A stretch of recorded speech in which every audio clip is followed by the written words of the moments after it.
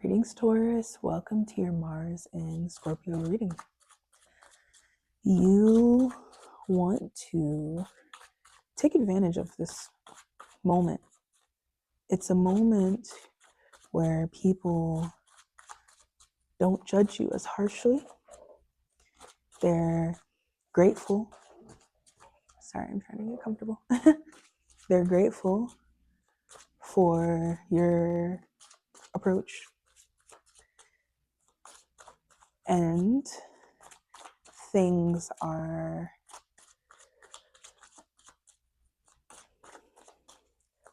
so intense that your energy sticks. The Four of Pentacles. Finally. It's been hard to get through to people, hard to get through to the right people. And finally, the opening is here and you can move really quickly, especially in terms of money. If there are financial deals and contracts on the table, you need to move now because you have less than a month before those doors that right now seem like they're wide open and like they will remain open for the long term. They will not remain open for the long term, and the doors will close. And when they close tightly shut and they will not open again. So you want to take the next 2 weeks and move on every single financial lead that you have and go. Make the offers, accept the offers, renegotiate. You have the floor and people actually care right now. It's honestly not even about the money anymore, which is where sometimes you can get blindsided, even though you are so deeply tuned in to abundance, whether it's financial or not. This energy is the opposite of you, the big secret that you feel intuitively, but sometimes you just have to have fun. Yeah. Have fun. So secure the deals and have fun securing the deals, and that's going to bring you more deals. Yeah. Yeah. And it's something that you can do, but I do think that while the sun is in your 8th house, it does bring this lethargic energy. So even though Mars is giving you this air and energy of I won, I dominated, I was the one who left that person behind, I was the one who cut this person off, I was the one who, whose idea really shined through, I was the one who looked like the winner. I believe that I was the winner. The 6 of Wands. I feel like a winner, yeah. The sun in your 8th house has an underlying pull for you to recover, to heal from what has happened, from what people have said, from what they've done, from what you've done.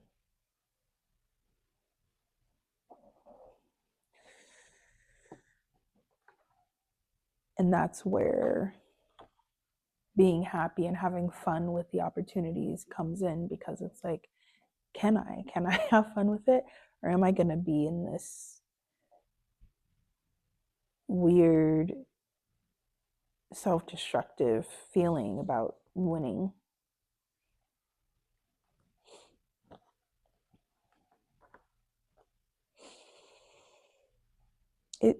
It doesn't matter, but really it kind of does, because instead of you feeling like you're pulling people, pushing people to give you opportunities, you instead can start to pull them based off of your joy and the fact that you're running and they want to catch you.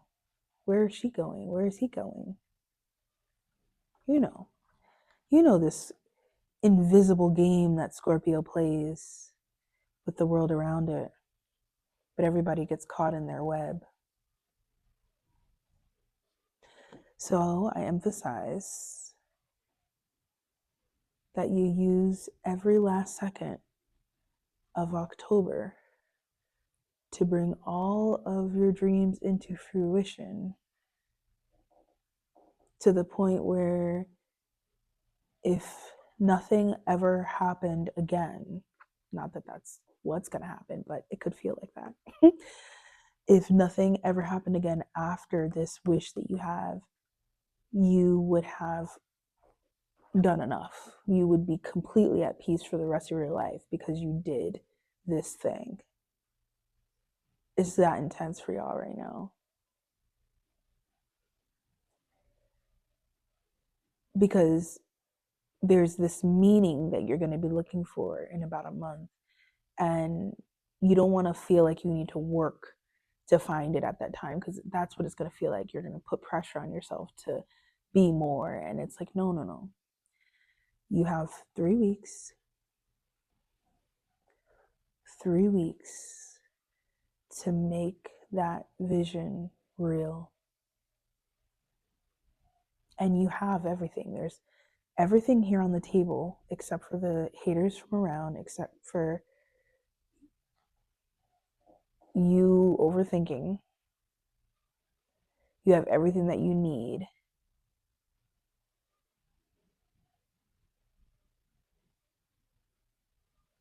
You have everything that you need. You just have to want it for yourself enough to give it to yourself.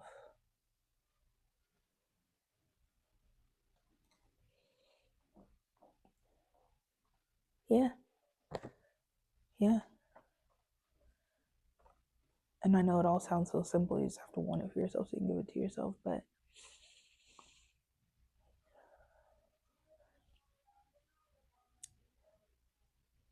it's so easy to stay not in your thing because of everything going on around you. Meanwhile, like, your dreams are right there, Pluto and Aquarius. Your dreams are there every single moment.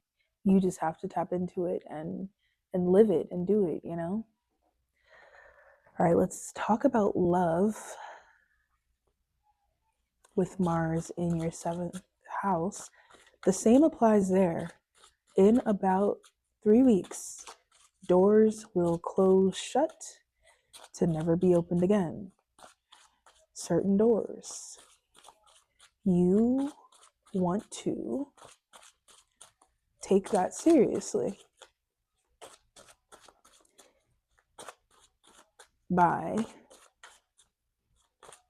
getting serious about your dating life. It's,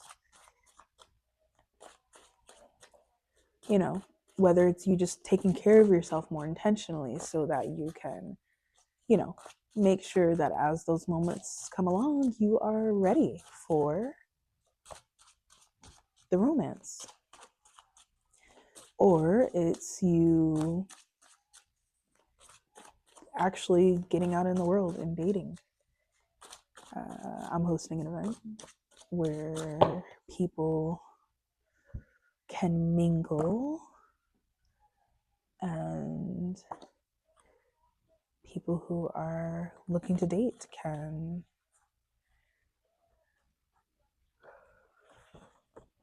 get to know each other and see if they're a match. There's stuff like that going on everywhere. Mm-hmm. Mm-hmm. Okay.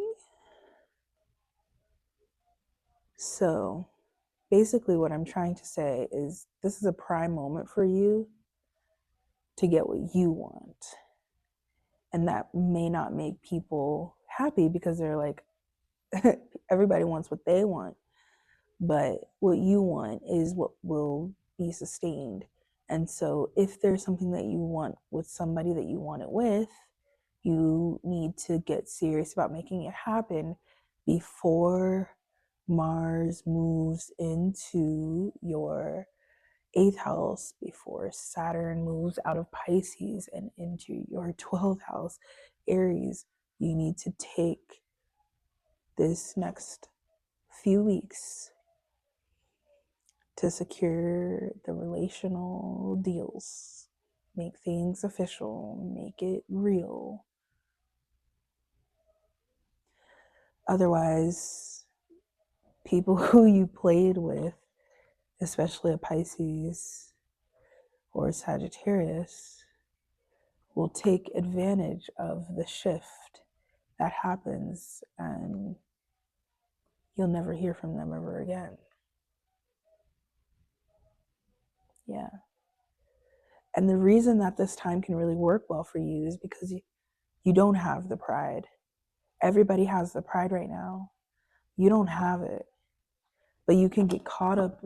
You can get caught up in that pride game, but you don't really have it. So you have to get clear about what this home dynamic is that you want. Clarify it, and then go get it. And don't waste another second. Don't waste another second. Okay, we talked about money. We talked about love. Let's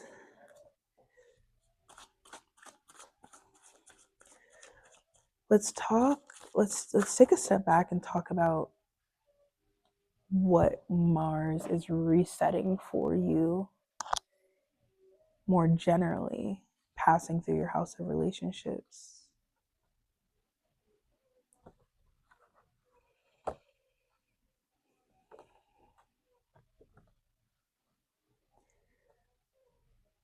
Generally, Mars is bringing your world back into balance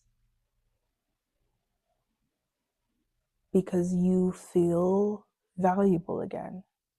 You feel worthy of the things that you desire again. And you're always moving, right? But when you don't feel worthy, when you move, all you're attracting is unworthy things, right? So that's where you've been trying to get back to this place of I'm worth this, I deserve this. And now you're here. You've gotten to the top of this viewpoint where you can see everything from both sides, and where you stand between it. You don't waver. You are perfectly in harmony with everything around you. And if it's not in harmony, it doesn't stay in um, your energetic field. So Mars in Scorpio is all of it's a reboot to your emotional self-worth in some things where your worth was wavering a little bit. And I know, it's not that you're not vulnerable or there aren't things, but I think, you share things just to share things. But what's actually true, what actually matters to you at the time, that's